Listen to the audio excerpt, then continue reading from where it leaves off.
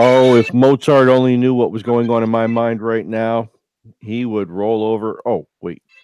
No, he's dead. I was going to say he would roll over a new leaf and turn over a new leaf and really live for the moment and enjoy life.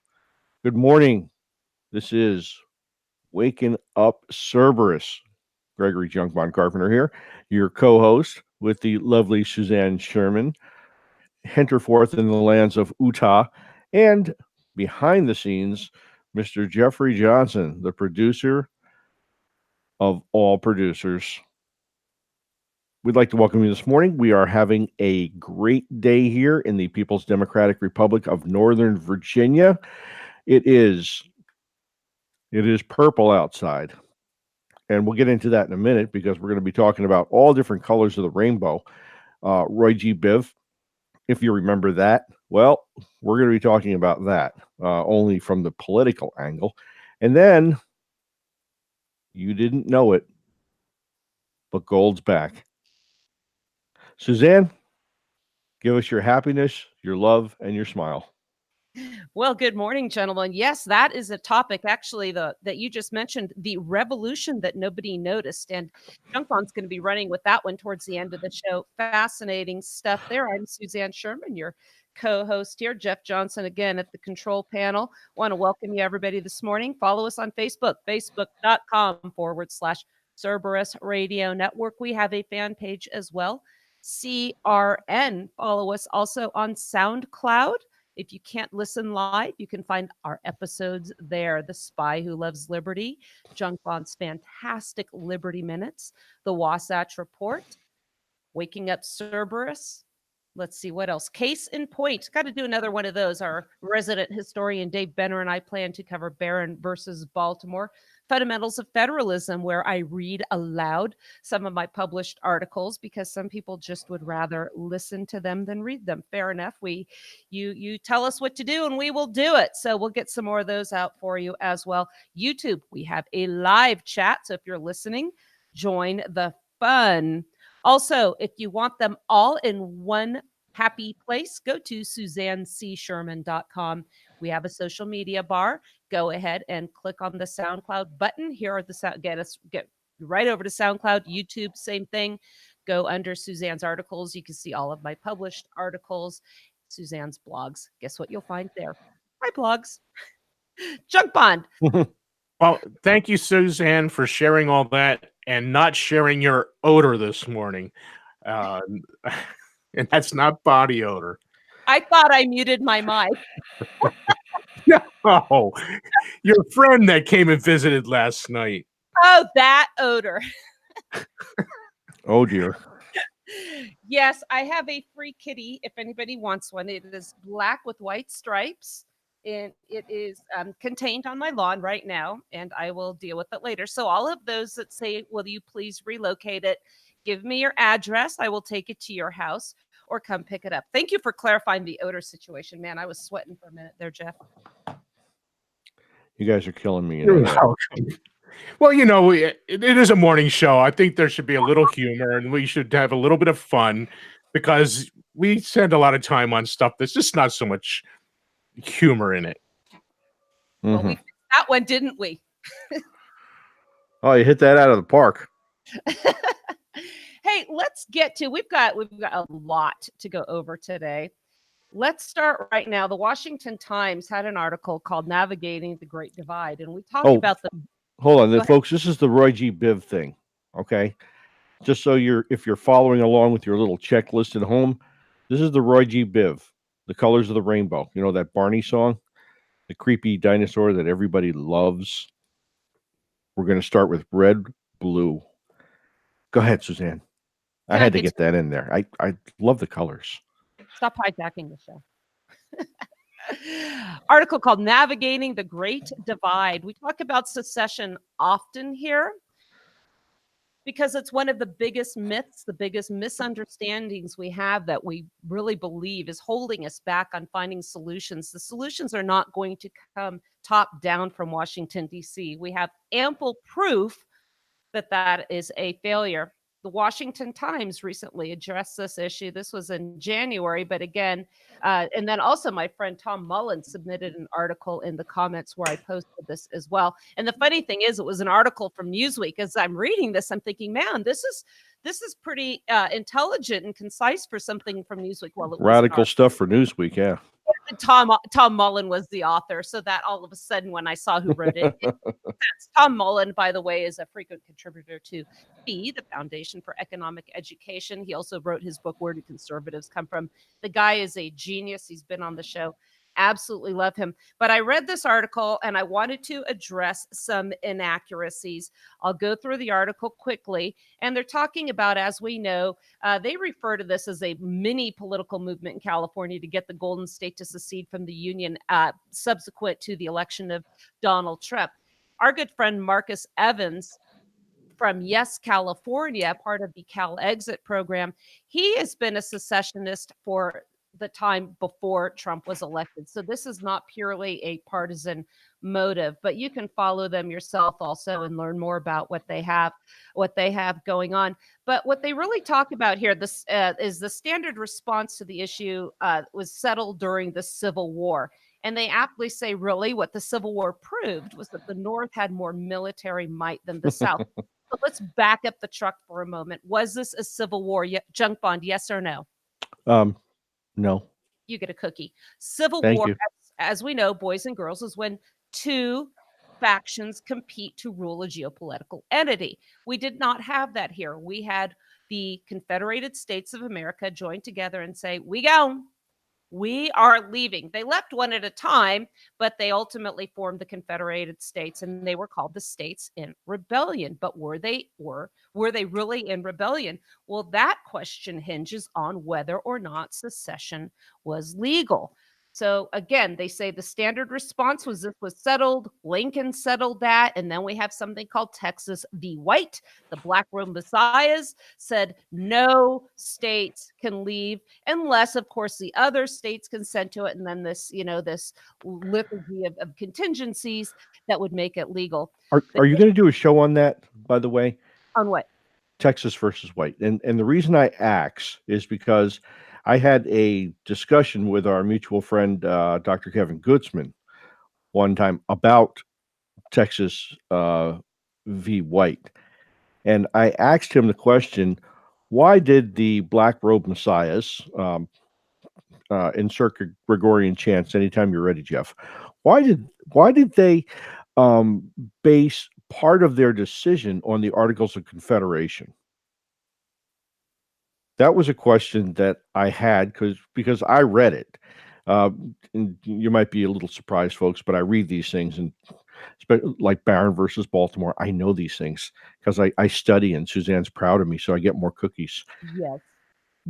Yes, I do. But don't forget, at the end of the day, I delete all my cookies, like any good IT person. But they based part of their decision on the Articles of Confederation and the perpetual union concept was cited in their decision, but they didn't cite it in the U.S. Constitution. They cited it in a document that had been superseded. And I'd like to hear a little bit more brought out about the whole decision of Texas v. White. I think it's an interesting decision. They said that the states were procedurally wrong in what they had done somehow, and I couldn't follow the whole thing. And Dr. Gutzman tried to make it really simple for me, but I was still having a hard time with it. Yeah, so you got to put we on decided to call it quits. you got to put on party pants when you talk to that guy. Yeah. When you mentioned perpetual here, and we're not going to digress too far, but yes, we will do a show on that. I think that's an excellent suggestion. Perpetual really did not mean never ending in perpetuity. What it meant was there was no sunset clause. So again, I will address this in the article we're talking about because they do mention that the Supreme Court said that secession was not possible. What they're talking about here is bridging our differences and coming together as one nation. Well, this is another inaccuracy in the article because we were never intended to be one nation, let alone one nation individual or indivisible. Thank you. 13 invisible. Yeah. Yes, for the English speakers. 13 sovereign and independent states, which were really nations in and of themselves on a par with England, France, Spain, came together for limited purposes. Essentially, the Constitution, after the Articles of Confederation, after our bloodless coup, set up essentially a system of common defense and a free trade zone.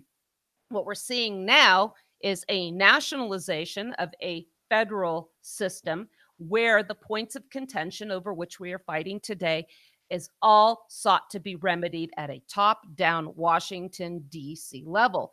This is why we have a temper tantrum for the losing side whenever the king that they sought to be elected is not one of their choice.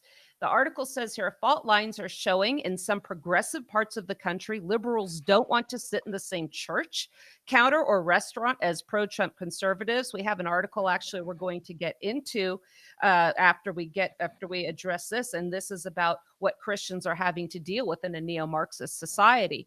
So we have people not tolerating each other. We're seeing hats that are red with MAGA on them being taken off, and people are being assaulted over ideological, political differences. How do we head this off? The article says 2 points or 2 ideas need to be pursued. The most practical solution is a reinvigorated emphasis on federalism. Amen, amen, amen. If you are seeking a constitutional solution, look up our friends at the 10th Amendment Center. I'm a frequent contributor to them, and you can see what federalism really means here. A political movement takes ever expanding power away from the federal, which is really a national, pardon my French government, that restores the sovereignty and home rule of the states. That way, Americans self-elect to live under the laws they agree with, but within the context of the legal protections embedded in the United States Constitution. Case in point, my friend Carl Jones and I wrote an article about national reciprocity. National reciprocity, Washington, D.C. imposed forced respect of state-issued concealed carry permits is the antithesis of republicanism in a federal system of government. If you want drugs legalized, government-run healthcare, abortion on demand, end of fossil fuels, move to California. Gun control as well. If you want low taxes, right to work laws, prayer in school, move to Alabama. They say this mitigates the tyranny of the federal government and is much the intent of our founding generations. If it doesn't work, consider Brexit. One of the flaws, and this is where I disagree, of the US Constitution is that it never set forth the terms of a legal separation. This is the problem. When people look to textualists, originalists like Antonin Scalia, they always screw it up. Looking at the plain text is the lazy person's approach to deciphering, discerning what the intent of the Constitution was. If it is unclear, you have to get into the minds of the folks that ratified it. Well, gee, how do we do that? Well, it's called looking up the ratification debate records. That will show you clearly, concisely what those that consented to the system of government intended.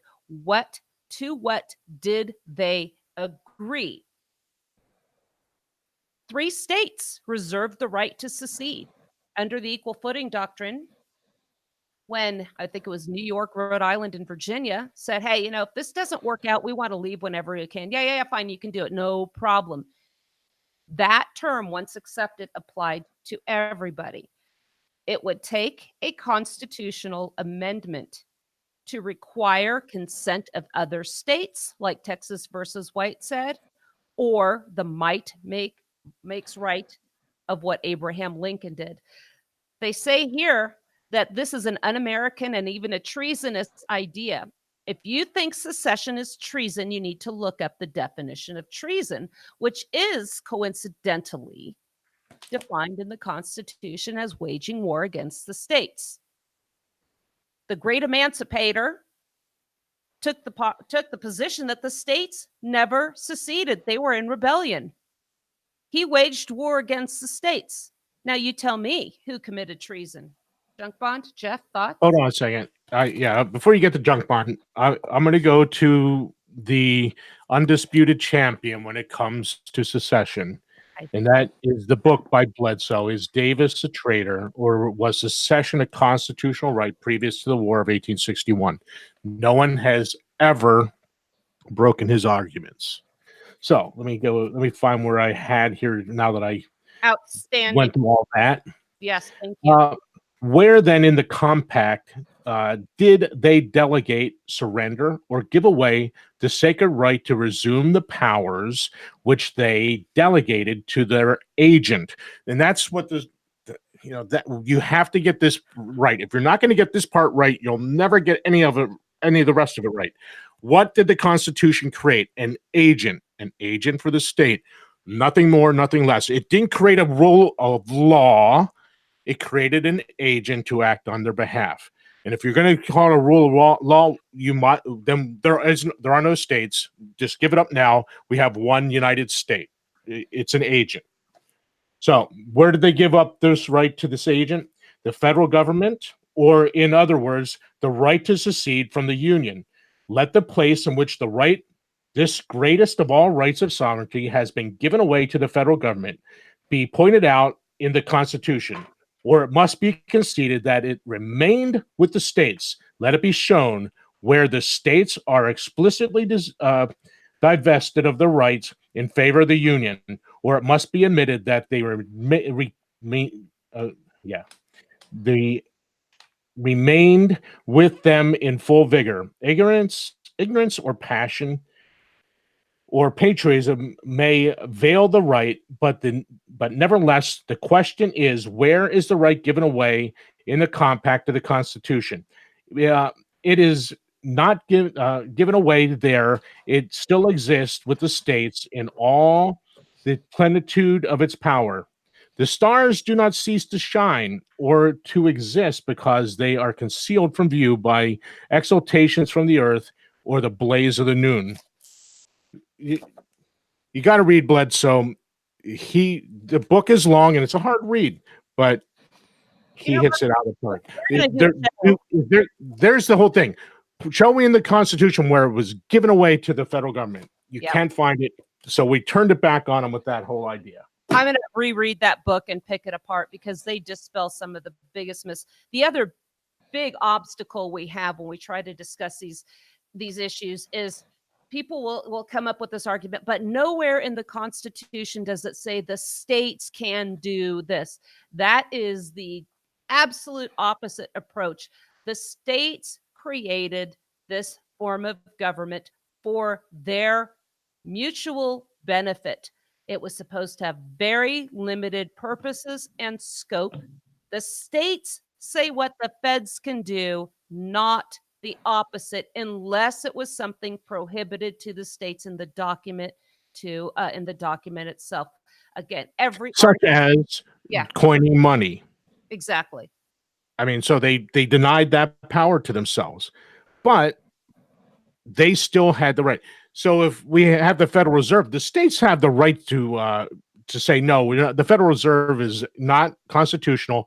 Therefore, we will not recognize that fiat currency, and we're going to coin silver dollars and make that money. They can do that. It just can't print money. They has to have a value. It has to be a precious metal. And exactly what we're looking at is, again, America. Here's what Tom says here.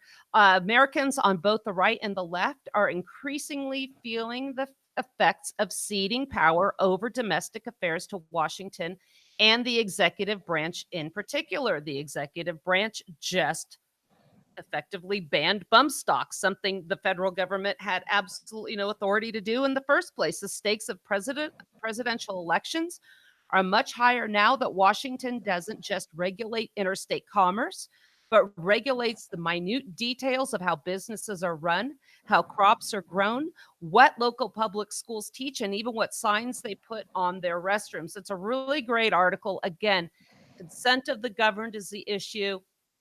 Localized decisions as intended by the Constitution. Social issues This was the heart of the 10th Amendment. Those powers not delegated to the general government remained with the states. They kept that power. We have both of these articles on my private page. I will also put them on the Wasatch Report. So I encourage you to read those. But this really is the key. But this is something because of the indoctrination in the school system, the lies that are taught about the war against Southern independence. People have a default also thanks to the Pledge of Allegiance, where they are taught that we are one nation indivisible. This was the absolute opposite of what we were formed, one nation. If you think we're going to come together as one nation and everybody get along when we are so opposed ideologically on so many social policy issues, you're out of your mind. May I speak? Yes. Thank you, lady and gentleman. I find it most interesting and I would say confusing when nowadays, in the last 30 years or so, people say, well, the law doesn't expressly prohibit me from doing whatever it is, so I'm free to do it. And they've taken an exclusionary picture or posture towards how they engage the legal system, how they engage society. But yet, when it comes to a quote constitutional discussion, it seems to be, well, the Constitution, you know, it at first had everything was reserved for the states. Now everything is excluded from the states. It's another exclusionary perspective. It's just because it doesn't say it in the Constitution um, doesn't mean that Congress will not pass a law to make it illegal for the states to do X, Y, Z.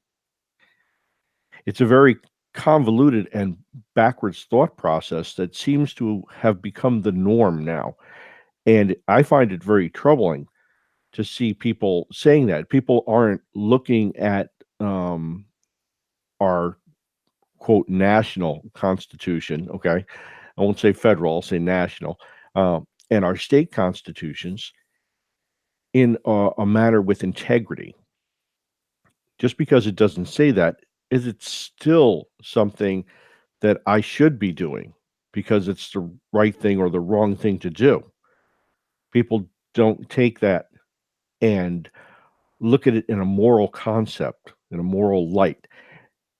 And I believe that is the biggest problem that we have with any types of interpretation in any of the constitutions that we have. Most of them in the states are abused just as badly, uh, but they're little more than paperweight or just papers on a desk anymore, considering the all inclusive nature of the national constitution. And this started way back in the 1800s, where amendments were not considered to the Constitution. It was problematic. It was a long process. It was very difficult. And as the national government expanded its powers, it did not do it through the amendment process.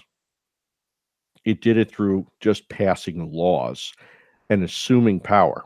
In some cases, states gave away the power and said, hey, you know what? We don't want this headache. Why don't you deal with this, like immigration? Uniform standards for immigration became too hard for the states to work amongst themselves. Wow. You know what? This is what you wanted. Hey, Can't you Greg, figure out a way to make it work? Yes, sir. I just had a thought by what you're just saying. You know, it's really interesting. If you kind of look back at this, the 20th century, we got constitutional amendment by court fiat. And to a certain extent, we're still getting that today. But in the 21st century, we're getting constitutional amendment through executive fiat. It's just something that kind of popped into my mind that, you know, we had them passing laws and a little bit of the courts. But then in the 20th century, it was the explosion with the incorporation doctrine and everything else, where the courts basically amended the Constitution with Roe versus Wade and everything else that it did through the 20th century. And now in this century, we're getting Trump and executive orders, Obama and executive orders. And so everything's been put on its head not following the Constitution, not following the way to amend the Constitution. It's just a kind of an aside That's there. no, well, that's a really good point. And I just let me finish this one thought here, Suzanne, and then I'll let you run for the next 6 minutes and 13 seconds. The the courts, by stepping up and starting to legislate outside of the bounds of their authority, I think was no different than Congress legislating outside of the bounds of its authority. The thing with the court system is that they make Congress irrelevant. And when the body that is supposed to be the most important aspect and the strongest branch in our federated system becomes irrelevant, you're left with what? You have the elected dictator, and you have the courts that will back up whatever is necessary, whatever's needed. And you're walking into an oligarchical situation. And I think we're at the just at the doorstep. We're waiting to step into that situation now. You can look at the congressional approval numbers. They're what, 9%, I think. That's unheard of. But yet people will still elect the same people back to office. But they only have an approval rating of 9%. Why? How in the world could that be? But just have to have somebody go back. One group is not better than the other. Red, blue, doesn't matter. You're still going to get the same garbage that comes out of there. And oh, it's going to be too cumbersome and you got to work it out. And no, we got to have something done. So executive fiat, judicial fiat. Go ahead, Suzanne. Couple hundred years ago, a few guys got together in a tavern in Boston, Massachusetts. Can you imagine if they said this is just too much to think about, too much to work out? Yeah, there are no easy solutions, but it's going to be a lot harder in the long run if you keep staying this same course. And this is just a recurring theme that we talk about here at the Cerberus Radio Network. And we could run with this topic for the next couple hours. But while Junk Bond's here, I also want to address this issue of dehumanization. You sent to me a very disturbing article. And before you run with that, I want to pave the way for it's called What Christians Face in a Neo-Marxist World. Expect hostility to escalate as public discourse dehumanizes religious Americans. We're seeing this all the time. A friend of mine had a Christian group on Facebook that was shut down as being as promoting hate speech. The article talks about an elderly abbot of a Russian Orthodox ministry here in the U.S. Pacific Northwest, and he was punched in the head while he was pumping gas. His crime: the assailant approached him. It was an unknown individual, saw the cross he was wearing, and said, "How's Trump?" So not only are red hats triggering these lunatics, so are apparently a cross. He was attacked. We're seeing political extremism on the rise in the US, leftist anarchist groups denouncing the First Amendment as a legacy of white supremacy. And we're talking about the religious freedom aspect, not the free speech, because apparently these people have a right to rant and rave and commit acts of violence and call that expression. There's actually a TV show and they tout this political violence. It's called The Good Fight. It affirms and actually justifies violent physical assaults on Americans peacefully stating their opinions. I'm going to post a link to that on the Wasatch Report and our Cerberus Radio Network pages, as well as this. These are both in the American Conservative. They talk about many other instances where Christian restaurant chains, bakers, high-tech executives have fallen prey to campaigns to chase them from the economy, which is described as a kind of professional execution in a capitalist society. It's a long article. I'm not going to read the whole thing to you, but what I am going to do is share with you a personal experience. I had a meeting with a gentleman I actually met at the gym in Park City, and as we're running on our treadmills, he told me he wrote a book. I like to support authors. I like to support people that have their personal endeavors. I said, I'd like to talk to you about it. So we went to Starbucks afterwards. Ugh. We went there, and he's telling me about his book. And I'm not going to share the name of it, and I'm not going to share his name because when he revealed his true character, it's certainly not something I want to promote. The premise is that he has a form of 10 commandments better than the original ones. And as we know, obviously humans on earth can certainly be wiser than the King of Kings. So, the book preaches loving one another. What's wrong with that? It was written by a gentleman who is gay. I have no problem with that. As we were talking, it became very apparent to me that this person does not practice what he preaches in his book. Again, love, acceptance, tolerance, unconditional, does not apply to Christians. He continued to tell me that he was an atheist while he was telling me about his faith, and atheism is a faith. I was quiet and respectful.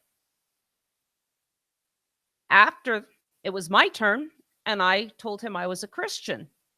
I'm a reader of body language. His eyes narrowed. He tensed up. I could tell he was bristling. He starts talking about abortion, why my God murders babies every day. I looked at him. I said, can you please explain that? According to this genius, every time a woman goes through a menstrual cycle, God is murdering a baby. Your God, he says. Why does your God? Every time there's a miscarriage, God is murdering a baby. So let's compare. Gentleman who professes love and unconditional acceptance upon one's fellow man proclaims he's an atheist. Christian says nothing, does not try to change his beliefs. Christian says, I'm a Christian. Man turns hostile and starts attacking my faith. Tell me now who is accepting. I ended up saying thank you very much, and I ended our little discussion and walked away, never challenging his assertions, never trying to change his faith. He subsequently wanted to be on my show, and I declined. What are your thoughts on that, gentlemen? Good, Jeff. No, go ahead, Greg. I'm just waiting for your wisdom. Okay. All right. All right. I'm just checking. You threw Bledsoe out there pretty quick before. I think that is the highest form of hypocrisy. And somehow you were blamed for having a God who was dehumanizing when it was obvious that man was much more compassionate than God. I think that's the essence of what he was saying. He obviously understood compassion better than God could understand compassion, and had a false belief that everything from his point of view had to be uh, roses, chocolates, sunny days, but it only pertained to the things of his own personal interest, the things that he wanted to promote, the things that he loved. The humanistic perspective that he had excluded everyone else's point of view, everyone else's belief, everyone else's interests. Uh, I think that is the height of hypocrisy. And I really do. this article says that with Leninism, they made the active struggle against religious ideology crucial to a successful struggle against political and economic oppression. And this is what Jeff mentions all the time in the planks of communism. They absolutely must conquer Christianity, dehumanize Christians, point Christians out as being haters, as homophobes, Islamophobes, you name it. But they are projecting, folks. What does projection mean? Casting upon others your very behavior. This article goes into discuss cultural Marxism. We did a show on cultural Marxism. The implication here goes directly to what we see in practice right now. Junk Bond, can you run with that article? Hold on a second. I need to get in here. Okay, See, I told you it was going to happen. he's awake. Well, I let you go first this time. He's between guns that he's cleaning behind the scenes. You've woken the Kraken. Hey, I am not today. I'm not cleaning any firearms, so I have some that I need to clean, but no, I'm devoting my 100% attention to the show today. And we do have to save time for the revolution nobody's talking about that Junk Bond's going to cover too. Okay, go So anyway, yeah, I'm gonna get this real quick so we can keep moving here.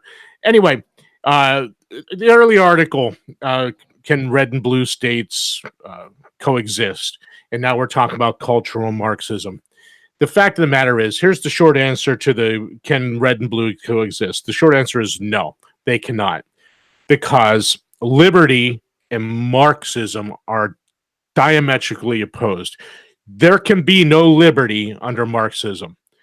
That is why there's no hope to get together and live peacefully and love one another, because it's impossible, because Marxism will never allow liberty. And I'm done with that.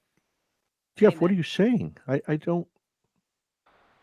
I believe that you actually can live together, and I'll tell you how and why. Um, in this place in my mind, I can see one day people actually living out and believing what they're saying, as in the case of the gentleman who told you that he was tolerant and loving and he had it all figured out. When that recognition happens, you have that epiphany moment. You learn and you understand that, okay, I do love everybody just because they exist, not for who they are or what they contribute to society or anything like that. And for that brief moment in time, you'll have the coexistence of red and blue together. Eventually, they'll move over to the red side. But for that brief moment in time, you're going to have red and blue together, and they will coexist. But like I said, it's a very short-lived thing, and I did it just to be objectionable to Jeff. Andrew asks a question: does God commit murder with all deaths by natural cause or just miscarriage, also a natural cause? Oh, Andrew, don't try to interject logic when it comes to No, I'm going to answer the question. No, God does not murder, because murder is sin and God cannot sin. He's perfect. What about that? That's just an easy answer. The answer is no. No. I mean, bad things happen in the world. It's because man has fallen, sin entered the world, bad things happen. It has not. Man made the choice. It's not God's fault. I'm going to take it one step further, Jeff. I'm going to tell you back in the book of Isaiah, it shows up there. Bad things happen to people. Bad things happen, and people wonder why. Why is it happening to the good people? Because it happens to everyone. That's why. I read that back when I was 12 years old. I didn't understand why my grandmother had passed away at the age of 69. And just the year before, my uncle, 39, had passed away from brain cancer. And I was looking for an answer. I was looking for, some type of comfort. And I took great interest in that passage. It meant a lot to me because it also let me know that my life was not going to be this bed of roses that it had been, as I was growing up as a little one. Hard times were coming for me too, and hard times were coming for everyone. This is the essence of life. No one goes through life and has a perfect time. No one goes through life without any problems whatsoever. Even people that have tons of money, you can see it every day. They're on the other end of the scale. Poor people wish they had money. Rich people wish they had love. Everybody wants or needs something else in their life. And many times they'll go out of their way to, try to make it happen. And there are great challenges in trying to obtain happiness, love, or any of these goals. So, Greg, Is this Basel 3 going to bring happiness and money and wealth to all of us little people here? I see how that transition went, that I You know, moved on to a new story. guys, before we get into that, Junk Bond sent an article about an Alabama Democrat opposing an abortion bill. He says some kids are unwanted, so you Mhm. kill them now or you kill them later. You want to run with that, Greg? You sent that to me. Let's talk about dehumanization. I shared a story before about a woman who was born in Nazi Germany, and the doctor said to the mother, "You hide this baby, or I will be shot for not killing her because she was not perfect." So now they're either not perfect, like Down syndrome babies, or they're simply unwanted. At what point are people with advanced Parkinson's, like my mother, going to be simply inconvenient and not worth the effort that Medicare is going into her? Go ahead, Junk Bond. Yeah, and don't forget, recently in the land of the Dutch, they passed a law that modified the existing euthanasia law, where anybody who is old now can be euthanized just at a whim if they want to have it happen.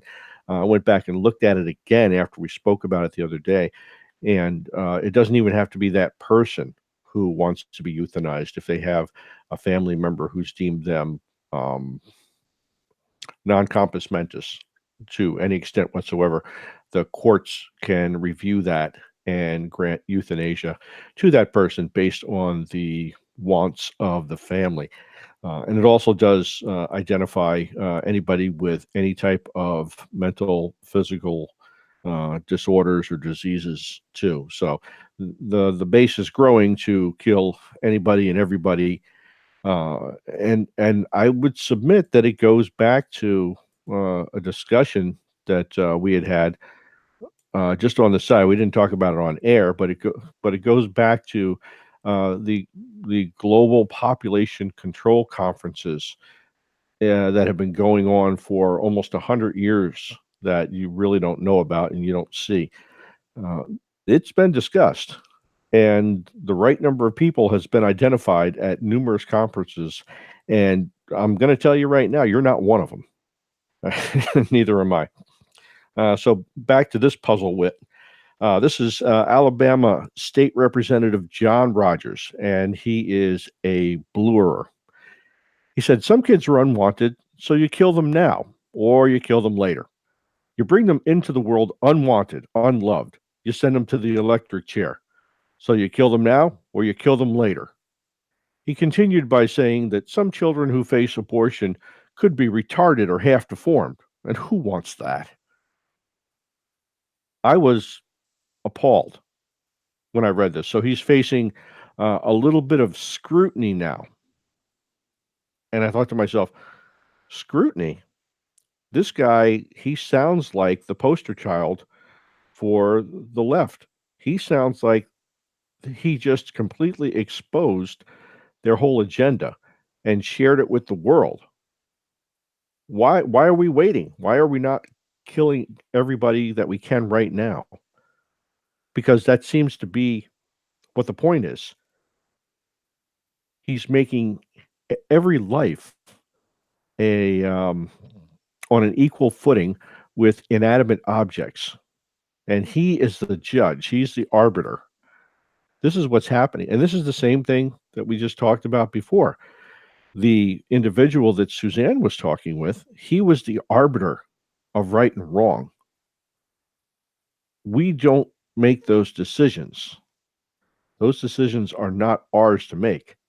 Ours are to have integrity and to have moral courage to stand up and do the right thing and say the right thing and stand behind the right thing. If I can protect a bald eagle egg at the time that it's laid or send someone to jail for 10 years because they broke it, how in the world can you say, because it's an eagle, right? But how in the world can you say, Of cells? what's that? It's not just a clump of cells in that egg? Yeah, no, apparently not. But you can't have the same standard for a child. I find that just completely appalling.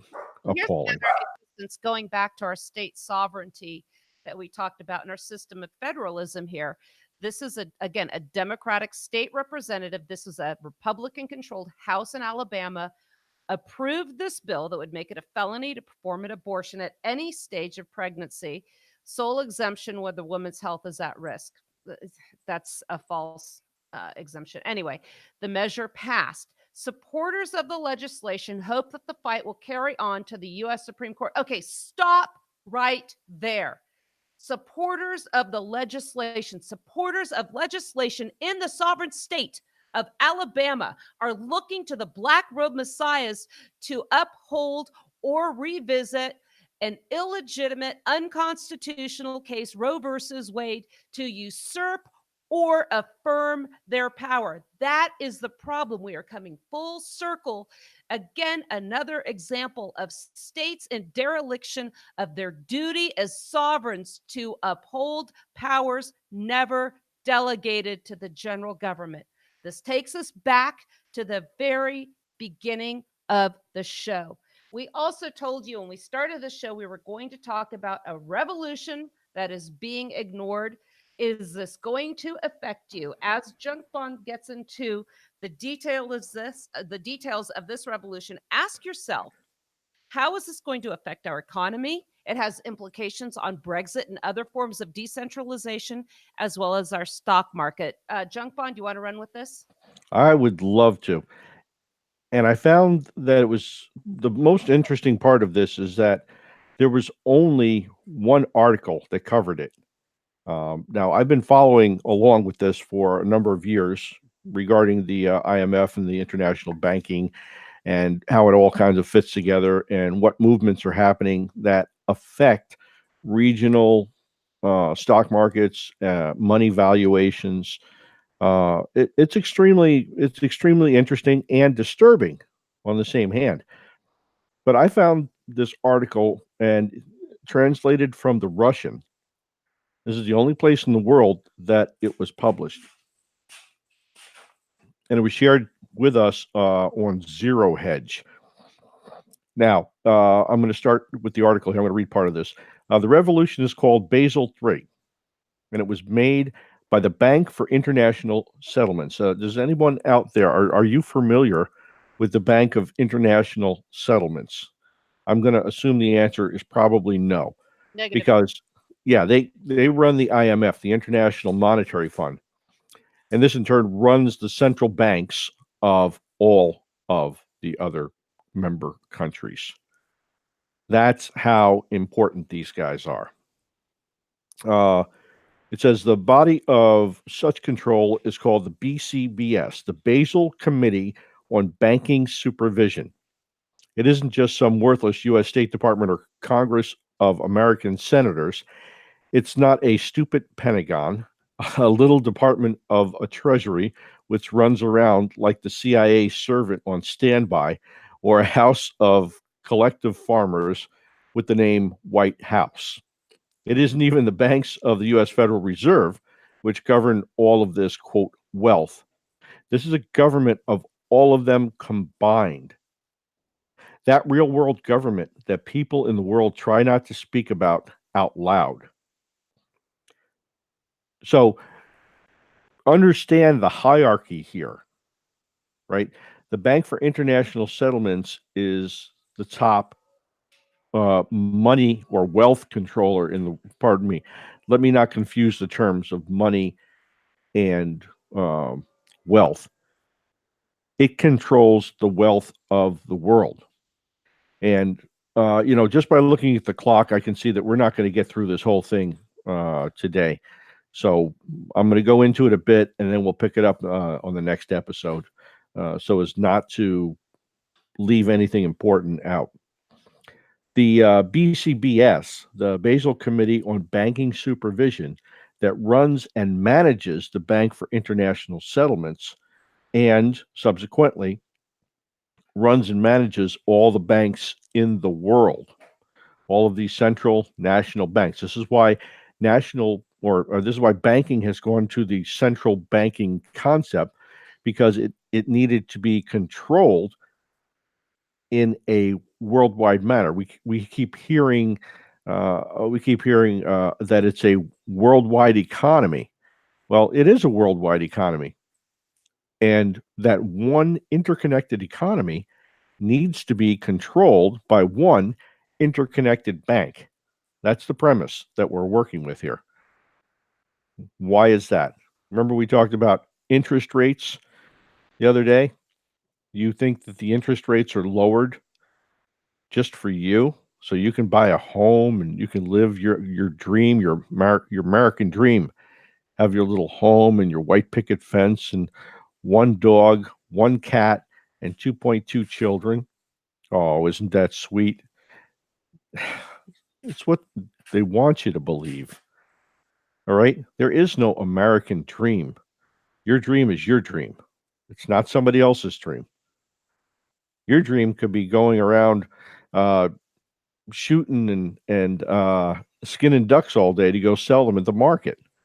Your dream could be sitting at home doing cross stitch. Your dream could be to go fix computers somewhere and live in an apartment in the middle of a city. The dream is not everybody's dream, and that in that in and of itself, by saying that we do have a dream, does cause different types of class warfare. We can get into that another day.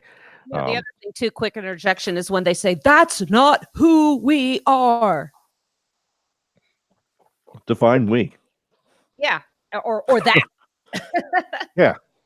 I mean, there's a lot of words you could go back and revisit in that statement. So back to the article here. It says the BCBS, right, the Basel Committee on Banking Supervision, the guys that control the BIS, who runs the International Monetary Fund and then subsequently all the banks of the world. It says here, the BCBS is the Politburo of the world, whose Secretary General, according to the rumors, is Comrade Baruch. And the underground structure of the Central Committee is even more secret. Now, this is an author who's writing from Russia, who's saying that it is much more secret than anything that they've seen. Now, that in and of itself is frightening, considering how much secrecy had been built into the Russian government on how things work. Back in the Soviet Union days, some things have changed, some things haven't. There's still much secrecy. Oh gosh, guess what? We have a free government here, and we have the same thing. What the heck? We have more secrecy here now than ever before. So don't expect the truth to come out anytime soon from anywhere. And the underground structure of the Central Committee is even more secret. It has many euphemisms, the most adequate of which is, quote, Zurich gnomes. You know what that's in reference to, Suzanne? No. That is in reference to the Swiss banking ironclad bunkers. The Swiss bankers, they're the ones that control all of the wealth in and around the world. Why do you think, in all of his craziness, Hitler never touched Switzerland? You just asked what was going through my mind. Yeah. Why don't they need an army? Because they control the real wealth of the world. This is not some conjecture. This is fact. And people think that they have some connection to controlling their destiny.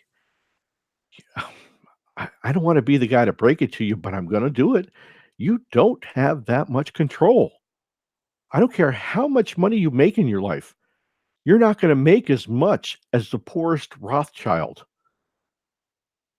You're not going to make more than the poorest Rockefeller. It's not going to happen. No matter how much you try to pull yourself up out of the quote middle class, you might get to the lower upper class par chance. But you know what? You're feeding the monster yourself. You're doing it yourself.